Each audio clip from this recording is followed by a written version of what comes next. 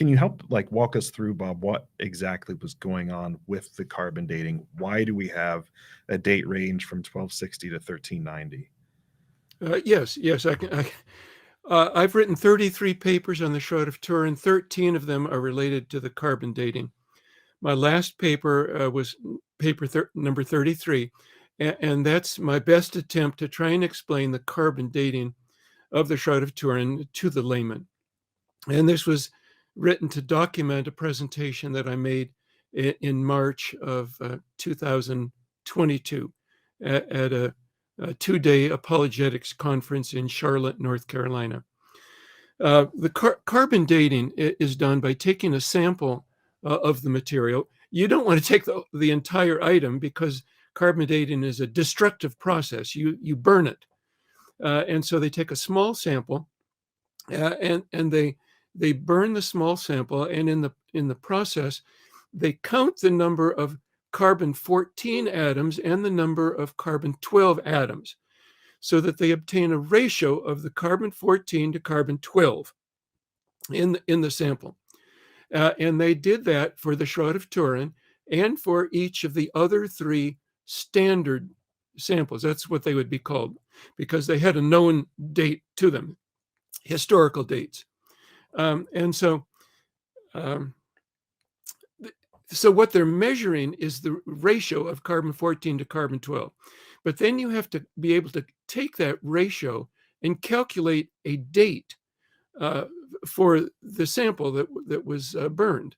And you do that using equations that assume, they make an assumption, and this is important. They assume that the ratio of carbon-14 to carbon-12 has only changed due to the decay of the carbon-14. Now, carbon-14 atoms do decay in a period of 5,730 years. Half of them will disappear by decay. They'll be changed into atoms of other elements. And so that's the assumption in the equation. So that when the equations are applied to these 4 different samples that each laboratory measured, the Shroud of Turin and the other 3 standards, and you calculate the date, using that assumption that the carbon-14 to carbon-12 ratio has only changed due to decay of the carbon-14, you get about the right date for the 3 standards. Okay?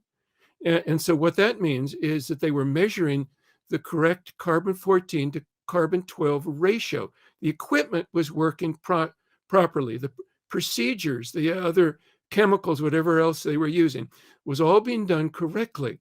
But then when they calculate the date, using that assumption for the Shroud of Turin, you end up with conflicts, which is interesting in itself.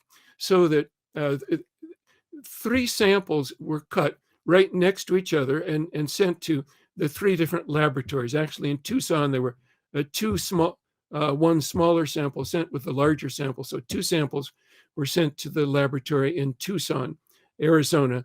The other laboratories were in Oxford, England, and Switzerland. Forget the name of it. In Zurich, Switzerland. And so 3 different countries, 3 different laboratories. And so when you average when each laboratory averages the data, and then you average the average values from those 3 laboratories, you come up with a value of 1260 plus or minus 31 years. The 31 is a 1 sigma range. That'd be a 67% probability that the true value falls within 31 years of 1260. But then they have to correct it because the amount of carbon-14 in the atmosphere changes with time. And so based upon tree ring counting and measurement of carbon-14 ratios in tree rings, then they obtain a correction. So when they do that correction, they end up with a range of 1260 to 1390. And that's a 2 sigma range. Now, what that means is that the true value should have a 95% probability of falling within the range of 1260 to 1390. Unfortunately, when you get into the details of it, there's conflicts. So if you just take the 3 different carbon dates from the 3 different laboratories, they're not consistent with each other. 2 of them are consistent. The third one is statistically different. And when you plot them, you end up with a gradient or a slope to the data. In other words, the carbon date is based upon the laboratory values. The carbon date is a function of the distance from the bottom of the cloth. And why would that be? Okay, that tells you something strange is going on. And then these 3 samples obtained by the 3 laboratories were then cut into smaller pieces. Those are called subsamples. So you ended up with 12 subsamples being dated. And you can then do statistical analysis on those 12 subsample dates. And every date that they obtained would have an uncertainty, so that every measurement gave 2 values, the date and the uncertainty. Not just the date. It's the uncertainty that tells you what the date means. So you have to consider the uncertainty as well. And so when you do a statistical analysis of the 12 dates and their associated uncertainties, what you come up with, you essentially prove that they're not consistent. In other words, something strange is going on. That's evidence that the samples were not, technical term would be that they're not homogeneous. Instead, they're heterogeneous. They don't agree with each other. So that therefore, you can't average them, which is what they did to obtain the range of 1260 to 1390. Okay. So that you end up with it being very unlikely that the three samples had the same date. And they should have had the same dates, but they didn't. So there had to be some explanation why the samples had different dates. And that's where my nuclear analysis computer calculations come in. Okay. So give us a second. I want to get into those in a minute, but you were going to. Well, I know when we were talking yesterday, Bob, you mentioned that essentially if they kept carbon dating up the shroud, you would end up, based on what you're saying, they would end up potentially with dates in the future for the, like if you go, I think you had mentioned, like if you go 10 inches up, you'd be about 8,000 AD.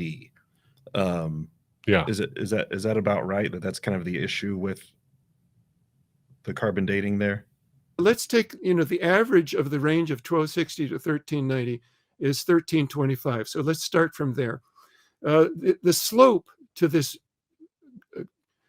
gradient or slope of the carbon date as a function of the distance from the bottom of the cloth is about 36 years per centimeter, which is about 91 years per inch.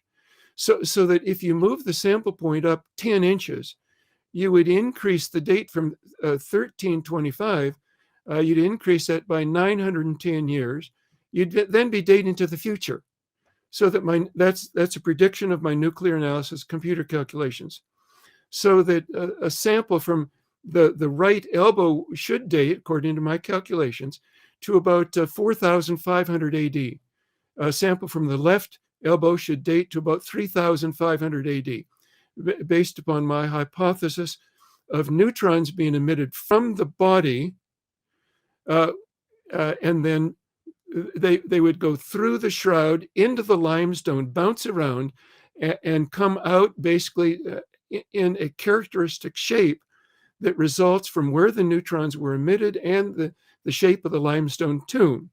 But the interesting point is that those calculations then are consistent with all the evidence of carbon dating, both the average date, 1260 to 1390, the slope, 31 years per centimeter, and consistent with the 12 different dates and their uncertainties for the 12 different subsamples. It's also consistent with another item that was carbon dated from the shroud, and that is the face cloth from the shroud.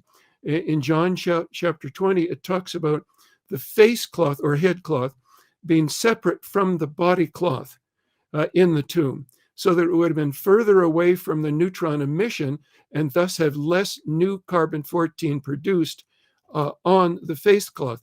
So the face cloth was carbon dated to about 700 AD. It is believed to still be in existence and called the Sudarium of Oviedo in Oviedo, Spain.